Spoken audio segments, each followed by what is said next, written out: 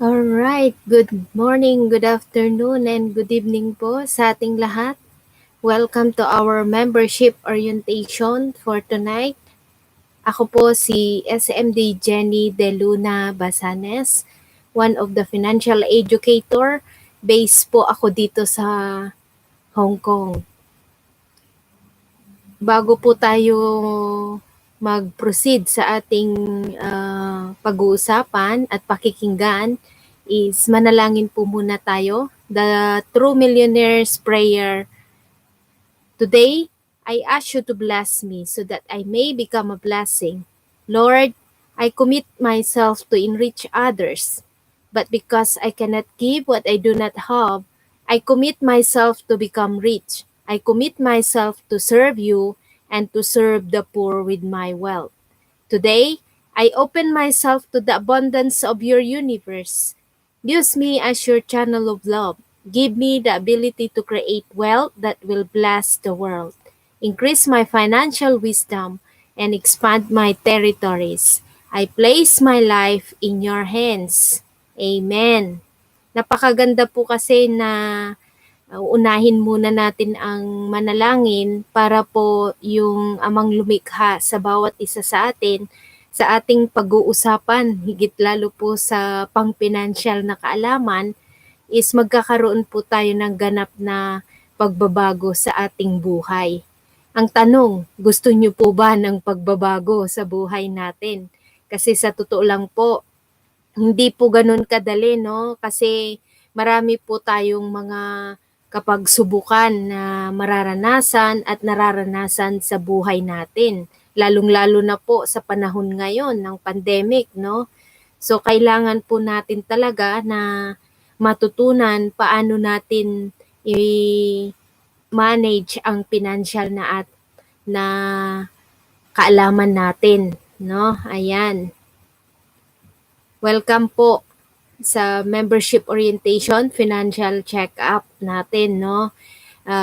Ito po palagi na sinasabi sa atin na ang layunin ni International Marketing Group is makamit natin ang 30 million by 2030 financial literacy campaign na lahat po ng pamilyang Pilipino na nais pong mabago ang kanilang buhay, pananaw sa pang-pinansyal na kaalaman, ang kailangan po natin, mag-join po tayo para kahit papano po, pag nag-join tayo sa pagiging member niya, at least kahit papano po, mababago talaga ang ating pananaw. At then, magkaroon din po tayo ng own. And then, pag natuto na po tayo, dahil nga po sa ang layunin ni IMG sa atin is magkaroon po tayo talaga ng ganap na pagbabago sa ating pang-pinansyal na kaalaman. Kaya kailangan talaga lahat po ng natutunan natin, wag po nating sarilinin, no? Ibahagi din po natin sa ating mga mahal sa buhay, sa mga kaibigan natin, para kahit papano mabago ang kanilang pananaw, no? At least matutunan din po nila kung ano yung tamang pagbi-build up ng pundasyon sa kanilang financial. Kasi meron po dapat talaga tayong sinusundan. Yan po kasi ang ng International Marketing Group sa bawat isa sa atin. Kumbaga siya po yung total financial solution sa lahat ng ating gustong pagbabago na maganap. Yan. So marami po kasing mga challenges sa buhay natin, lalong-lalo na po sa future natin. Pero may mga binigay lang sa atin na dapat lang po nating ma-overcome. Higit lalo po yung sinasabi pong uncertain labor market. Yung halimbawa may trabaho ka sa ngayon, tapos syempre hindi natin hawak ang trabahong yon kung yun ba ay tatagal, 'di ba? Lalong-lalo na sa panahon ngayon na pandemic, mas karamihan po na mga company is nagle-lay off na. What if tayo yung mawalan ng trabaho? So paano po ang buhay natin kung hindi natin natutunan ng habang maaga pa ang pagbabago na sinasabi na dapat ang bawat isa talaga sa atin, kailangan talaga nating matutunan kung ano yung upgradable na sa panahon ngayon. Kagaya ng mga teknolohiya, 'di ba no? Kasi sa totoo lang, kung tayo nawalan ng trabaho, ano yung malimit na ipinapalit sa atin? 'Di ba ang mostly na kapalit natin ay isang machine, no? So kung tayo po mapalitan na ng machine, paano na po ang buhay natin kung hindi natin pinaghandaan? Kaya ang napakaganda po dito, yung pag-usapan talaga natin kung paano natin malagpasan at paano natin matutunan ang tamang pag-iipon sa buhay ng isang tao. Kasi sa totoo lang po, yung nakamulatan natin, kunting ipon, baon sa utang. Tama po, 'di ba? So kailangan talaga ang dapat nating aralin is magkaroon po tayo ng tamang pagbabudget. Sa bawat kinikita natin, kailangan din nating matutunan na mag-set aside or matutong mag-ipon na kahit konting halaga ng ating sinasahod para hindi habang buhay na tayo po ay magtratrabaho, tama? Tayo ay maghahanap ng trabaho para kumita lang ng pera, na makasurvive tayo sa pagdating ng panahon. Eto, kung gagawin na po natin ng mag-ipon ng habang maaga pa at may kinikita ka pa, at least kahit papano po, hindi tayo talaga aasa sa ibang tao. And then higit sa lahat din po, kailangan din nating tutunan yung sinasabing para sa future ng ano po ba yun? Yung future ng ating mga anak, 'di ba no? Kailangan nila talagang umattend ng edukasyon, ng pag-aaral. Kaya kailangan talaga natin tulungan din sila at paghandaan ang kanilang tuition fee. Dahil sa totoo lang po, tumataas kada taon ang tuition fee, 'di ba no? Magkano po ba ang tinataas niya? 6.9% kada taon. Ang sahod po ba natin? Tumataas po ba? Kaya kung hindi natin yun pinaghandaan, saan tayo aasa? 'Di ba no? Kaya kailangan talaga lang natin na lahat ng challenging ng future natin, pinaghahandaan na po ito. Lalong-lalo na po yung sinasabing increasing cost of living. Kasi sa totoo lang po, yan ang pinakamahirap na dumarating sa buhay natin. Lalong-lalo na po ang pagtaas ng mga bilihin, no? Inflation. Kumbaga, lahat tayo talaga nagiging kawawa. Paano po yung buhay natin kung hindi natin pinaghandaan at hindi tayo natutong mag-ipon? Kasi yun ang pinakamahirap na gawin ng isang tao.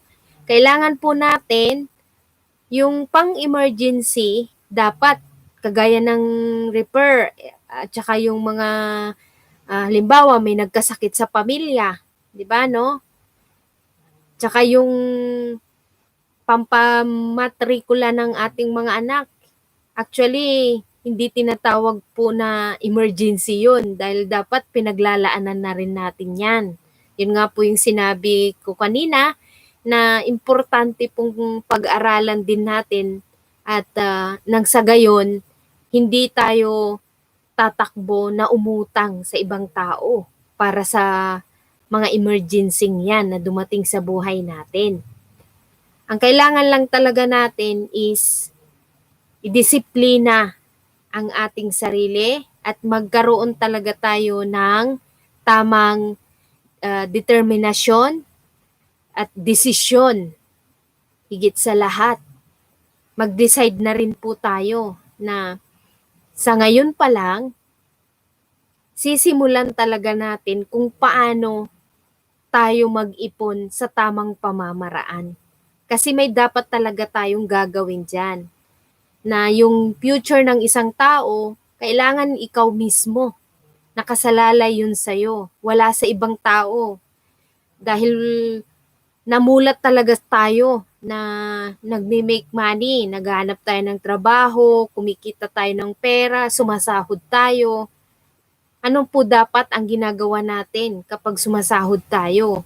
'Di ba dapat naglalaan din tayo ng para sa pag-iipon para kahit papano po hindi tayo talaga ah, aasa sa iba pagdating ng panahon. And then dapat yung inipon mo, kailangan din may kita siya. May tumutubo yun, no? And then, pag-aralan mo pong proteksyonan ang perang pinagpaguran natin. Sabi nga nila, kahit maliit man ang sahod na kinikita mo, basta marunong kang magtabi kahit konting halaga, pagdating ng panahon, yung pangarap mo talaga sa buhay na maging isang wealthy ka, mangyayari yun. Kasi ang ginagawa ng isang tao talaga, kailangan yung pinagpaguran mo na kinikita, ikaw yung mismo na maging money manager ng perang hirapan natin. Tayo nga po yung tinatawag na breadwinner. Tama? So, kailangan nating intindihin yung paano si pera mismo ang magtrabaho sa atin.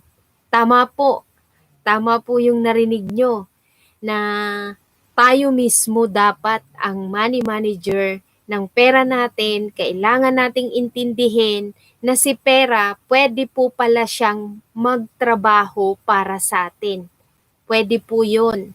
Pero yun nga, sabi ko nga po sa inyo kanina, ang pag-uusapan natin ngayon is yung about sa financial na kaalaman. Paano natin siya ipapatayo ng maayos, paano natin siya ipupundasyon ng matatag, matibay, hindi madaling matinag, para kahit papano talaga, hindi ka aasa sa iba.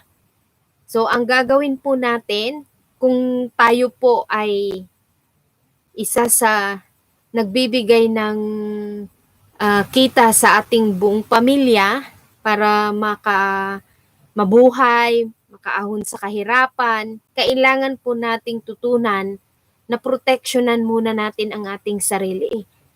Para kahit papano po, pag nawala man halimbawa ang ating sarili sa pagtatrabaho, at least protected ang pamilya. Kasi mayroong kapalit doon sa sinasahod mo para mabuhay po ang pamilyang minamahal natin. At saka tutunan din po natin na hanggat maaari po talaga is kumuha rin po tayo ng healthcare protection natin. Kasi hindi habang buhay, malakas ang katawan natin. Diba, no? So, yan po dapat ang pinaghahandaan muna natin na una, na pundasyon. Para po matibay talaga. Kasi tayo mismo, bayaran muna natin ang ating sarili para hindi ka talaga aasa sa iba. And then kung tayo po ay may utang, yan po kasi ang pinakamalimit na nakakapagpaliit ng pagkatao ng isang tao dahil baon siya sa utang. Tama? So, ang kailangan lang natin talaga, pag-aralan siya. Paano natin i-reduce ang mga liability na sinasabi. Kagaya ng mga needs mo at saka wants. Baka naman mas marami po ang mga luho na nabibili natin. Kaya kailangan talaga nating i-manage yung utang na yan. Kasi kumbaga sa bahay, yan po yung anay. Sa financial naman, ang utang ang anay ng pundasyon natin. Kaya siya nagigiba. Then, pinakamaganda po, matutunan ng isang tao ang sinasabing emergency fund.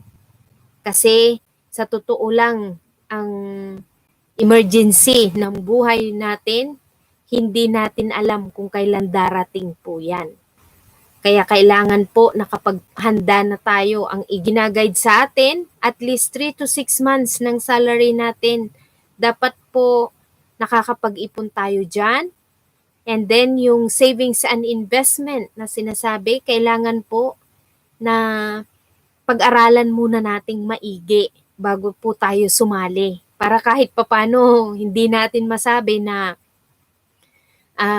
nawala ang pera kong pinagpaguran ng wala sa ganun lang, 'di ba?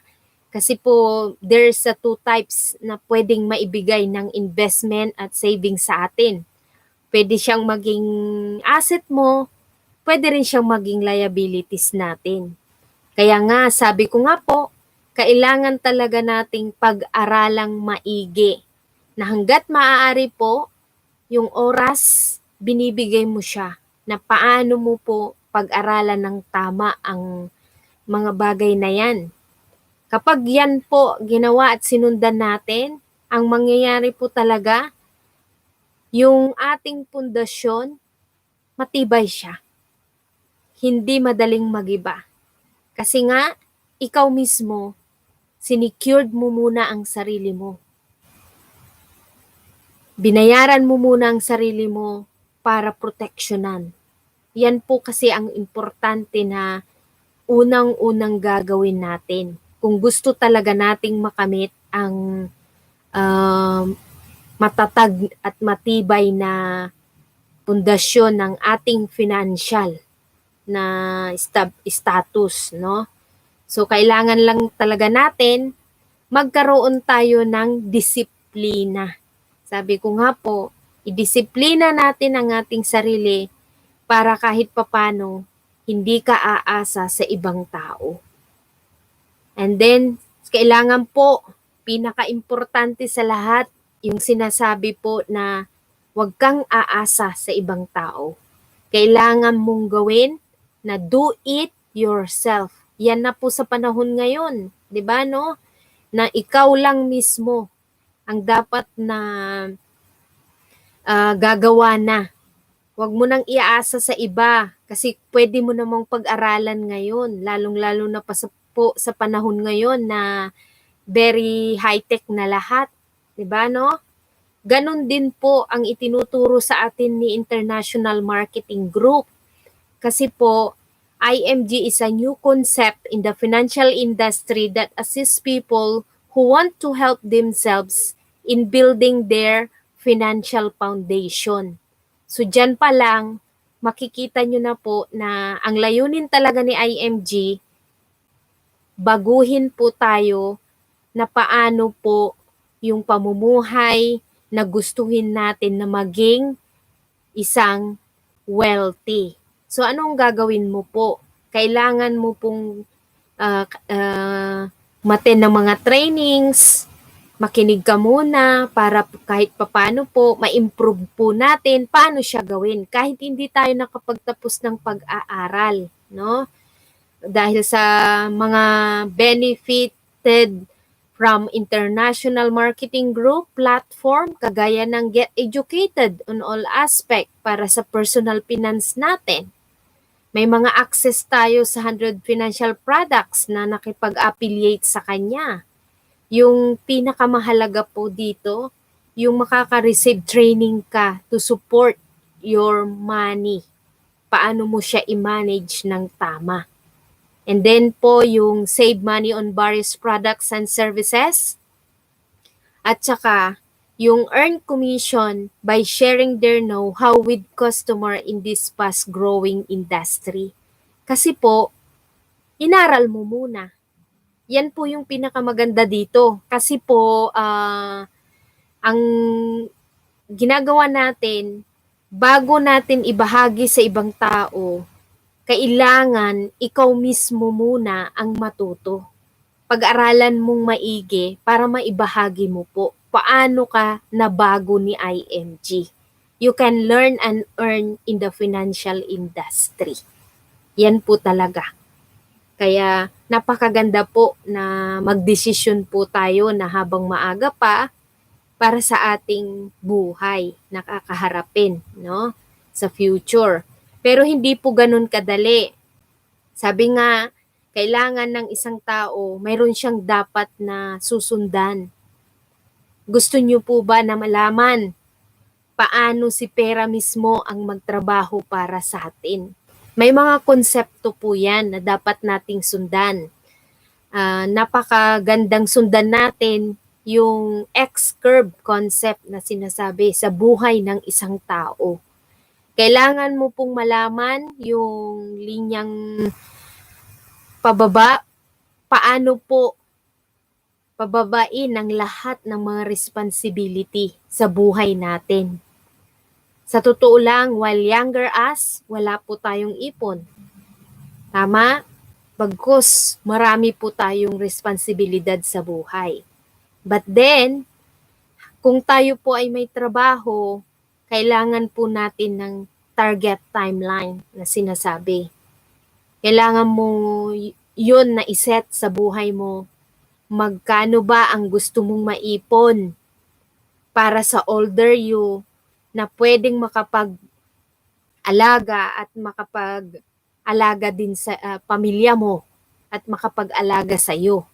Kailangan po natin yan. Dahil ang buhay ng isang tao, may mga risk yan. Dalawa po ang katanungan. What if nawala tayong bigla? Paano po ang pamilya natin na minamahal natin kung hindi po natin pinaghandaan, 'di ba? So yun yung pinaka-importante kanina na pundasyon. Unahin natin ang protection on life. Para yun po yung instant money na mag-provide sa pamilya natin. Kung tayo naman po ay binigyan ng mahabang buhay, at least kung nag-iipon tayo ng kada buwan walang mintis, gagawin mo po yun para sa sarili mo at sa pamilya natin. Pagdating ng panahon, hindi talaga tayo aasa sa ibang tao. Magiging living on interest po ang isang tao. At lahat po ng kanyang mga pasanin sa buhay, magiging secured na siya. Kaya kailangan mo lang talaga na disiplina ang ating sarili. Sumunod po tayo at sundan ang abundance formula na tinuturo sa atin na sa ating 100% of income, kailangan po unahin mo pong kaltasin ang 10%. Para saan po yun? 'Di ba? Para po yun sa sinasabing tithes. Kung sino po yung nabigay sa atin ng trabaho, ibalik po natin sa kanya dahil siya po ang nagbibigay ng lakas natin, blessings natin araw-araw. Kaya yung 10% para sa kanya po yan. And then yung 20%, pagmamahal po natin yun sa ating sarili. Yun po yung iipunin natin kada buwan, walang mintis. Para po magiging tagumpay po tayo sa ating pinapangarap. And then yung 70%, yun na lang po yung gastusin natin. Kung ito po sinundan natin ng maayos, talaga nga na makakamit natin. Alam niyo po kung ano yung tamang calculate dyan? Yung 10-20 rule na sinasabi, kailangan mo na para protected ang pamilya mo is at least 10 times. 10 times means yung buwanang sahod natin, magkano po ba yan? I-times natin ng 12 times 10. Yung total amount nun, protected na ang pamilya natin.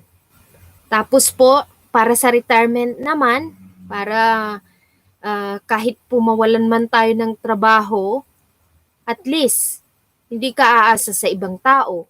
May mag-aalaga sa pamilya mo, may magte-taking care para sa'yo. 20 times po ang kailangan natin. So, kung yan po ang ginawa natin at sinundan, ang mangyayari talaga, makakamit po ang mga pangarap mo. And then, what do the wealthy know that normal people don't? Ano po ba yun? Yun kasi yung alam ng mga mayaman. na halos karamihan sa atin, hindi natin yun napaghandaan na ito pala, kailangan mong unawain din at intindihin kung saan natin inilalagak yung perang pinagpaguran natin. Nag-iipon man tayo, pero hindi natin alam saan pamamaraan. May dapat po pala tayong tinututunan. Ito yung sinasabi po na the rule of 72. Sabi niya po dito, dividing the number 72 by the interest rate of your savings or investment will give the estimated number of years it will take your money to double. So, ibig sabihin po, 72 divide 4 is equal to 18. Kung tayo po, ang alam natin na paglagakan ng pera ay sa 4%. No? Money doubles in every 18 years. Halimbawa po, ikaw, tayong lahat po na nandito is 29 years old. 4% inilagay natin yung pera. Plus mo lang yung 18. So, nadoble yung 100,000 mo sa edad mo na 47. Magiging 200,000 na siya. Kulang pa, 'di ba, sa edad natin. Hindi pa sapat 'yon. Dagdagan. So, another 18 years ulit ang pag-aantay natin para po mas lumaki yung iniipon natin. So, at our age 65, babalikan natin yung pera natin. 400,000 na siya. Ang tanong, yun po bang 400,000 sa panahon ngayon? Sapat na po ba yan para sa pamumuhay natin? Tayo lang po yun. 'Di ba? What if may mga pamilya tayo? Paano po sila? 'Di ba? Yun yung sinabi ko kanina sa X-curve concept. Kailangan talaga nating pag-aralan maigi na magkaroon tayo ng target timeline, magkano ang dapat nating ipaghanda sa future natin na hindi tayo aasa sa ibang tao. Kaya kailangan mo ng another na matutunan na mayroon palang pwede nating paglagyan ng perang iniipon natin kada buwan, walang mintis, na vehicle na pwede pong mas malaki kaysa 4%, no? What if nagkaroon ka ng oras, 8% ilagak ang pera. Na 100,000 natin, nadodoble po yon every 9 years naman. So, tignan mo na lang po doon sa edad mo na 65 kasi total mo yan every 9 years, no? Sa 65 years old, babalikan mo ang pera mo na naipon natin, na nilagay mo sa 8%. So, may 1.6 million ka. At least kahit papano po, nadoble ng 4 times doon sa 400,000 na 4% mo nilagay. 'Di ba, no? What if naman kung ikaw gusto mo at ilagay ang oras mo na pag-aralan mo siya ng maigi at iintindihin mo si pera magtatrabaho para sa'yo kasi ikaw na ang naging manager ng pera mo. Oh, 'di ba? What if sa 12% naman? O 'di ba yung 100,000 mo babalikan mo siya sa edad mo na 65 years old. Sabi diyan, money doubles in every 6 years kasi 12% eh. So sa difference niyan 16 times na doble po yung pera, 'di ba, sa unang illustration natin na 4%, 'di ba, no? So ang laking halaga yung 6.4 million. Kung yan po ay nagkaroon talaga tayo ng oras para intindihin siyang mabuti, 'di ba, mas makakapagbigay sa atin ng magandang pamumuhay pagdating ng panahon. Ang kailangan lang talaga natin, time management at idisiplina ang ating sarili na magkaroon tayo ng tamang panahon para po unawain paano po ang pang-pinansyal na kaalaman sa tamang pag-iipon. Kaya yun po yung topic natin sa ngayong gabi, no? Ayan, kailangan din natin alamin yung saan natin nilalagay yung savings and investment natin. Saan po ba? Yun bang naiipon natin na yon kayang i-fight ang inflation? Kasi sa totoo lang po, kada taon nagbabayad tayo ng tax. Para hindi mo po mo sabihin sa sarili mo na bakit kaya yung perang iniipon ko palaging nababawasan. 'Di ba no? Kasi hindi pa natin siya naunawaang maigi. Pero kung tayo po nagkaroon ng tamang panahon para intindihin siyang mabuti, ang mangyayari talaga is magkakaroon tayo ng tagumpay na buhay. Ito po kasi rin yung isa na talagang darating ang panahon, yung ating active income, hindi po panghabang buhay yan. Kasi po, ang ating trabaho, temporary lang po. Kaya, kailangan lang talaga natin yung sinasabing with understanding and proper preparation, you can build up your future retirement. Yan po ang pinakamaganda. Kailangan lang talaga natin ng tamang oras. No? And then, do you know about sa life insurance naman? Kasi po, may mga iba't ibang klase po yan. Kaya kailangan talaga nating pag-aralan at intindihin anong klase yung kinukuha natin. Yun ba ay term life? Yun ba ay whole life? Universal ba yan? Or index life? Kasi sa totoo lang po, maraming ibang klase na insurance. Pero ang pinakamaganda dito, yung alam mong i-calculate yung insurance protection needs mo sa pamamagitan po ng dime method na sinasabi. Yung alam mo po yung meaning niyan, death, income, mortgage, and education. Para po makamit mo ang wealthy lifestyle ng buhay mo, yan po ang dapat mong intindihin, yung dime method. And then, kailangan din alamin natin yung tayo po ba ay insured pa or underinsured na. Kasi sa totoo lang, halos karamihan sa atin, kung kailan tumanda, saka naman gustong malaman at kumuha ng life insurance sa buhay niya. Kasi sabi niya, malakas pa ako, hindi ko pa kailangan yan, may kinikita pa ako, hindi ko pa kailangan yan. Pero pag dumating ang panahon, tayo na po ay kailangan ng mawalan ng trabaho, di ba? Or tumanda na. Paano po ang buhay natin? So yan po ang pinakamaganda dito na dapat pinaghahandaan nating maigi.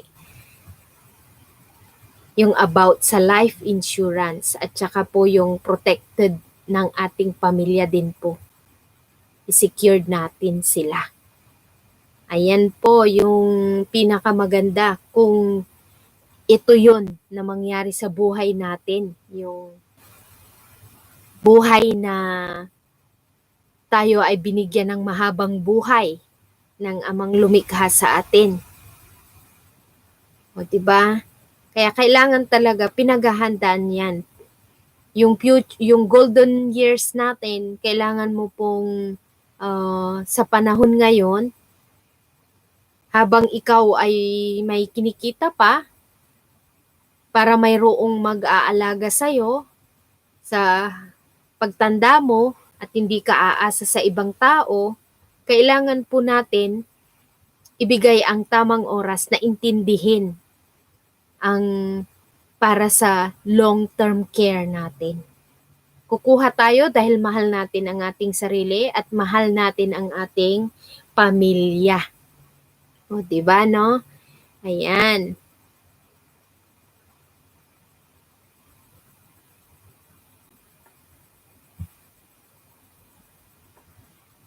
Okay, so sabi ko nga po sa inyo kanina, tayo po ay nagpapaintindi po ng about sa ating financial na usapin. Paano po yung tamang pag-iipon. So hanggang dun lamang po tayo. So ang kailangan lang talaga natin is protectionan natin ang ating future. Na wag tayong aasa sa ibang tao. Tayo po mismo. Kaya once again, kailangan po nating be part of the new industries na tumulong sa bawat pamilyang Pilipino para po mabago ang kanilang mga buhay. So maraming salamat po sa pakikinig po ninyo ng aking live sa ngayong gabi. Hanggang dun lamang po tayo sa pag-uusapan natin. Huwag na po tayong magpatumpik-tumpik pa kasi po lahat na po ng pinapangarap natin sa buhay, binigay na po sa atin ni International Marketing Group. Ang kailangan lang po talaga natin yung pagdidesisyon na para sa future natin, sisimulan na natin ngayon. Take action now para sa ating future. No? Ayan, so maraming salamat po. Once again, ako po si Miss Jenny De Luna Basanes, one of your financial educator. Thanks and God bless us always. Yan.